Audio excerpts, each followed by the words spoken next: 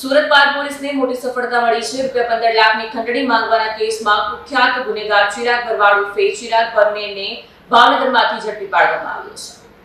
માહિતી મુજબ આરોપી ચિરાગ મેર વિરુદ્ધ 25થી વધુ ગુનાહિત કેસ નોંધાયેલા છે, જેનાથી તેની ક્રિમિનલ હિસ્ટ્રી ગંભીર હોવાનું સામે આવ્યું છે।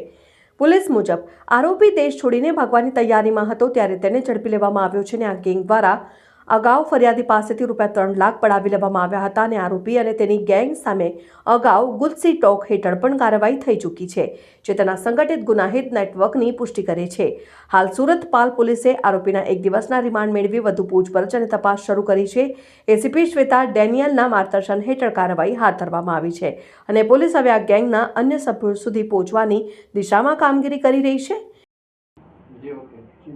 પોલીસ કમિશનર સર, સુરત શહેરની સૂચના અનુસાર પોલીસ સ્ટેશન વિસ્તારમાં થતા જે નાગરિકોની સાથે કોઈપણ પ્રકારનો ક્રાઇમ બને તો એફઆઈઆર રજીસ્ટર કરી આગળની કાર્યવાહી કરવા જે સૂચના આપવામાં આવેલ તે અંતર્ગત અધિક પોલીસ કમિશનર સર સેક્ટર 2, નાયબ પોલીસ કમિશનર સર ઝોન 7 ની સૂચના અનુસાર પાલ પોલીસ સ્ટેશનની અંદર જે ફરિયાદી વૈભવ અજીત કુમાર દેસાઈના સાથે ચાલુ વર્ષે 2 જાન્યુઆરીની રોજ એક ઘટના બનેલ હતી, જેમાં ચિરાગ ભરવાડ ઉર્ફ ચિરાગ મેર અને તેના સાથીદારો જોય સાટિયા, વિકી કુડાળા વગેરે મળીને જે ફરિયાદી છે એમને પોતાના મોબાઈલમાં એમના મોર ફોટા અન્ય સ્ત્રીઓ સાથેના બતાડી અને ધાક ધમકી આપી સમાજમાં તેમની ઇજ્જત નહીં રહે એવી ધમકી આપી વિવિધ પ્રકારે એમને પાસેથી 15 લાખ રૂપિયાની માંગણી કરેલ અને એ જ સમયે તેમની પાસેથી જે વ્હીકલ હતું એમાંથી ₹3 લાખ જેટલી કેશ રકમ પડાવી લીધેલ હતી।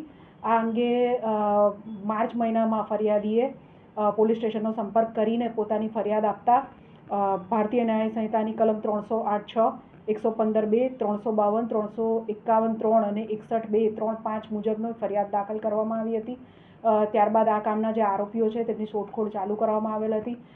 ટેકનિકલ સર્વેલન્સ અને હ્યુમન ઇન્ટેલિજન્સના આધારે ડીસીપી ઝોન 7 સાહેબની એલસીબીની ટીમ તથા અલગ અલગ પોલીસ સ્ટેશનોની સાથે બનાવેલી ઝોન 7ની સંયુક્ત ટીમ 2 પીએસઆઈ અને અન્ય એલસીબી સ્ટાફ મળીને આ સંયુક્ત ટીમે બાતમી અને ટેકનિકલ સર્વેલન્સના આધારે આ જે રીઢો ગુનેગાર આરોપી છે ચિરાગ ભરવાડ તેને શોધી કાઢેલ છે।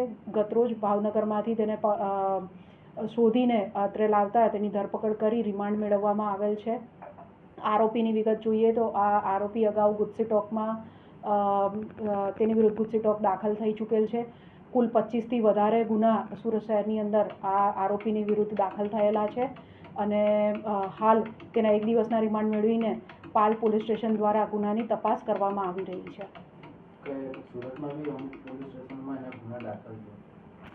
ઘણા બધા પોલીસ સ્ટેશનની અંદર એના ગુના દાખલ છે અને સદર આરોપી ગુજસી ટોકમાં જે ઉત્તરાયણ પોલીસ સ્ટેશનની અંદર 37/2024 નંબરનો જે ગુનો હતો એની અંદર 1 વર્ષ જે ગુજસી ટોક દાખલ થઈ તેમાં જેલમાં રહીને આવેલ છે।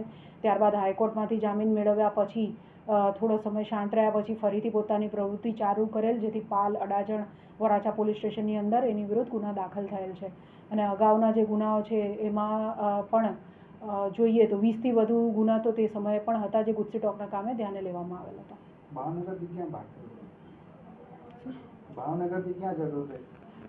ભાવનગરથી દેશ છોડવાની તૈયારી હતી એવું આરોપીની પ્રાથમિક પૂછપરછ દરમિયાન જણાઈ આવેલ છે।